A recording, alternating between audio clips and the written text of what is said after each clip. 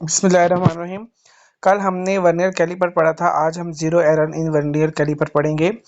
On closing the jaws of the vernier caliper, the zero of the vernier caliper should coincide with the zero of the main scale।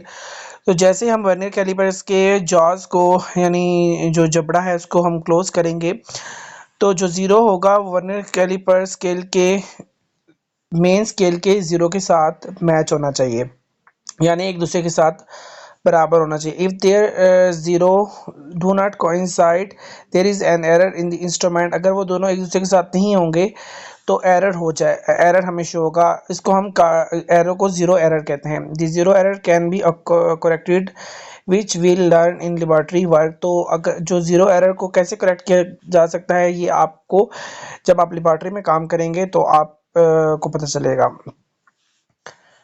Taking measurement with vernier calipers. तो आपने vernier caliper को use करते हुए आप कैसे पैमाइश कर सकते हैं।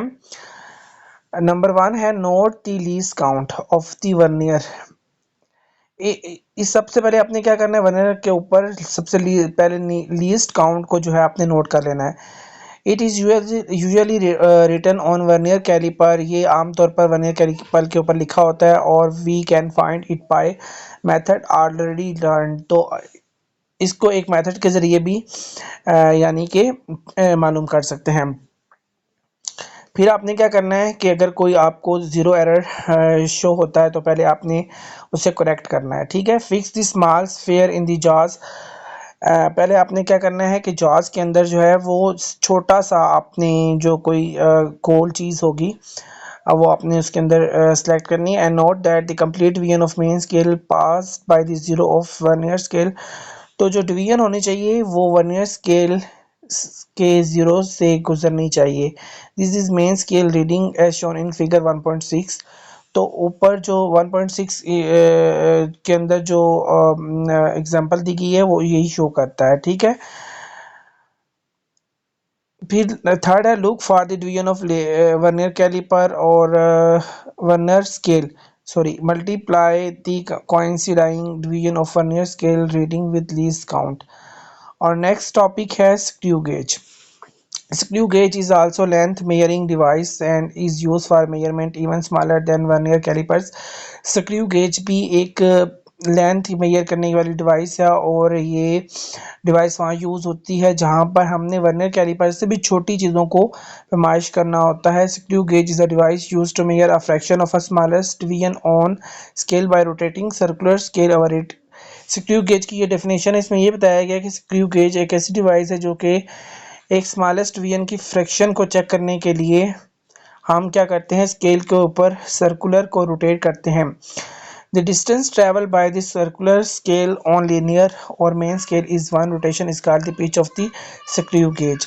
तो क्या होगा कि जो डिस्टेंस ट्रेवल करेगा सर्कुलर स्केल लीनियर के ऊपर स्केल के ऊपर, ठीक है, उस जो एक रोटेशन होगी तो हम उसे क्या कहेंगे, ये स्क्रू गेज की पिच है। The minimum length which can be measured accurately by a screw gauge is called least count of the screw gauge। जो सबसे छोटी लेंथ मेजर की जाएगी उसको हम स्क्रू गेज के लीस्ट काउंट बोलेंगे। The least count of screw gauge is found by dividing its pitch by the number of circular scale division। तो लीस्ट काउंट स्क्रू गेज की हमें मिलती है जब हम क्या करते हैं, उसकी पिच को डिवाइड करते हैं सर्कुलर स्केल डिवीजन के ऊपर। ये इसका फार्मूला है, ये आपने लाजमी याद रखना है।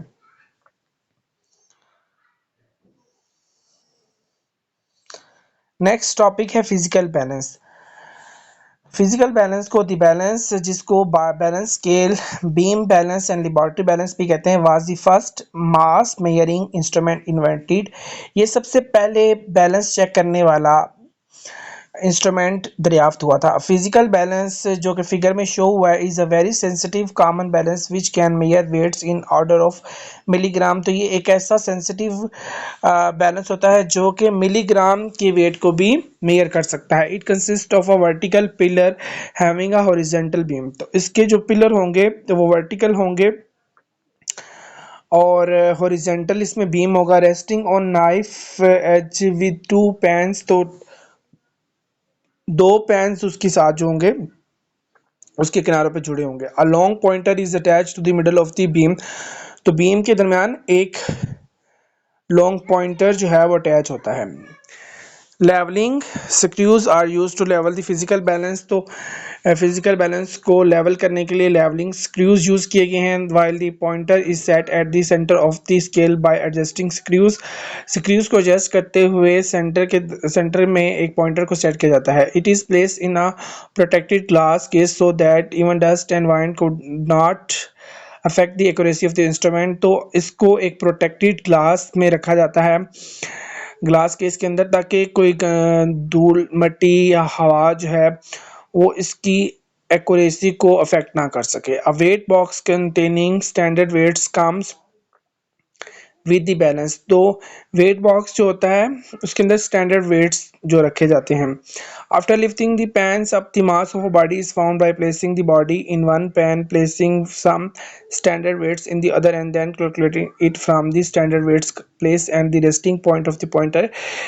इस लाइन में इसने बताया गया है कि एक पैन के ऊपर एक मास को या एक बॉडी को प्लेस किया जाएगा और दूसरे के ऊपर कोई स्टैंडर्ड वेट में भी, कि एक तरफ अगर हम एक बॉडी रखते हैं और दूसरी तरफ हम वेट 2 kg रख देते हैं। एक तरफ हमने क्या किया कि फॉर एग्जांपल हमने कोई 2 kg ऑयल रखती है, घी रखती है, और दूसरी तरफ हमने स्टैंडर्ड वेट 2 kg रख दी है, तो फिर क्या होगा कि उसको स्टैंडर्ड वेट के ऊपर प्लेस जब करेंगे तो फिर हमने उसके ऊपर पॉइंटर के ज़रिए उसका वेट चेक करना है।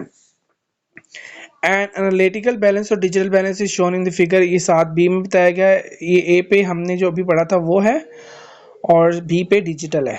Is a class of balance design to measure small mass in a sub milligram range, तो ये सब मिलीग्राम रेंज के अंदर मास को कैलकुलेट करता है। Due to their easy operation and fast measurement their use has spread very quickly, तो ये इजी है और बहुत जल्दी से भी इसका जो है वेट मालूम हो सकता है। देखें जो पहला उसने बैलेंस बताया था, जैसे अगर हम मार्केट जाते हैं किसी सब्जी की शॉप पे तो हमें एक बैलेंस मिलता है जिसकी एक तरफ पत्थर रखे जाते हैं और एक तरफ सामान रखा जाता है, तो उसके दरमियान एक पॉइंटर होता है और एक बीम हो जिससे वो पकड़ता है ऐसे, तो वो जब जब हमें चीज़ वो डाल के दे रहे होते हैं तो जब तक वो बैलेंस नहीं होता तब तक वो चीज़ को हमें शॉपर में नहीं डाल के देते। जब जैसे ही बैलेंस हो जाता है तब हमने जो रिक्वायर्ड होती है क्वांटिटी वो मिल जाती है। और दूसरी तरफ अगर हम देखते हैं तो आजकल मार्केट में डिजिटल बैलेंस भी यूज़ होता है। तो ये दोनों बैलेंस जो है मैंने आपको एक्सप्लेन कर दिए हैं। अब नेक्स्ट है स्टॉप वॉच। तो the duration of specific interval of time is measured by a stop watch, तो स्टॉप वॉच के ज़रिए हम क्या करते हैं कि एक ख़ास किस्म का वक्फा टाइम का जो है ना वो हम चेक कर सकते हैं। Stop watches are of two main types, इसकी दो तरह की एग्जाम होती हैं, एक mechanical stop watch and digital stop watch. Mechanical and analogous stop watch, इसके दो नाम हैं, एक मैकेनिकल दूसरा analogous stop watch. It has two circular dials, इसकी दो डायल्स होती हैं, a large circular dial in which a second hand of watches rotates and a small minute hand in which minutes hand of watch rotates, तो एक जो dial होगी वो क्या करेगी, रोटेट होगी और वो सेकंड को शो करेगी, और दूसरी जो छोटी होगी वो मिनट को जो है वो शो करती है। The watch starts and stops by pressing the knob at top of it. Pressing it for some time will reset the watch back to zero. तो क्या करेंगे कि किसी जब उसको स्टार्ट करेंगे फिर हम बटन उसके टॉप पे उसको दबाएंगे तो वो रुक जाएगी किसी टाइम के लिए, फिर हम उसको ज़ीरो पे लेके चले जाएंगे। ठीक है। दूसरी है digital stop watch. Digital stop watch is usually controlled by two buttons on the case as shown in the figure, इसके को दो बटन्स के साथ कंट्रोल किया जाता है। Pressing the left button starts the timer and by pressing it again the time stops, जब हम लेफ्ट साइड का बटन को प्रेस करेंगे तो क्या होगा, स्टॉप वॉच स्टार्ट हो जाएगी और जब उसको हम दोबारा प्रेस करेंगे तो वो बंद हो जाएगी। दस the lapse time is shown in the figure, तो जो दरमियान का जो वक्फा होगा हमें शो हो जाएगा। Pressing the right button resets the stop at zero, जब हम राइट साइड के बटन को प्रेस करेंगे तो वो फिर जीरो पे चली जाएगी। The right button is also used to record split times और लेफ्ट टाइम, तो राइट बटन के ज़रिए भी हम जो है वो जो टाइम हमने उसको रोका है उसको हम मालूम कर सकते हैं। ये जो फिगर है इसमें ए जो है वो हमने मैकेनिकल एनालॉगस स्टॉपवॉच की ये पिक्चर है और दूसरी तरफ डिजिटल स्टॉपवॉच की पिक्चर है। अगला टॉपिक है measuring cylinder. Measuring cylinder is laboratory apparatus used to measure the volume of a liquids, chemicals और solutions. Measuring cylinder जो होता है वो लेबॉर्ट्री का एक आला है जो हम इस्तेमाल करते हैं किसी भी लिक्विड, केमिकल और सॉल्यूशन यानी उसके वॉल्यूम को मालूम करने के लिए। It is also use as graduated cylinder, इसको हम ग्रेजुएटेड सिलेंडर भी कह सकते हैं। Measuring cylinder is made from transparent plastic और ग्लास, ये एक शफाफ किस्म के ग्लास, शीशे से और प्लास्टिक से, एक ऐसा प्लास्टिक जिसमें आमने सामने हमें नज़र आ सकता है, उससे बना होता है। And has a vertical scale in millimetre और cubic centimetre.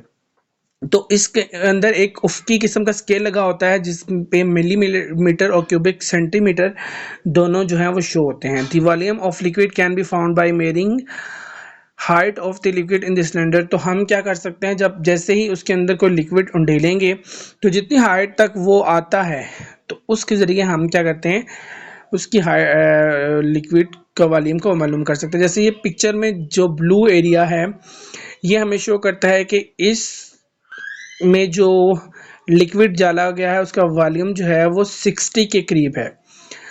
Measuring cylinder usually have a least count of 1 centimetre cubic. तो जो मेजरिंग सिलेंडर होता है उसका लीस्ट काउंट होता है वो 1 सेंटीमीटर क्यूबिक होता है। Volume change smaller than this can not be measure. तो अगर इससे कम किस्म का जो होगा वो वॉल्यूम होगा तो उसका हम मेजर नहीं कर सकते। एक्टिविटी में है measuring cylinder can be use for measuring the volume of an irregular solid body such as metallic Bob.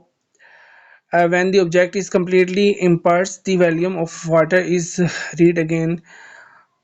ये इतना इम्पोर्टेंट नहीं है। और नेक्स्ट जो टॉपिक है वो मैं आपको अब कल वाले लेक्चर में इंशाल्लाह करवाऊँगा।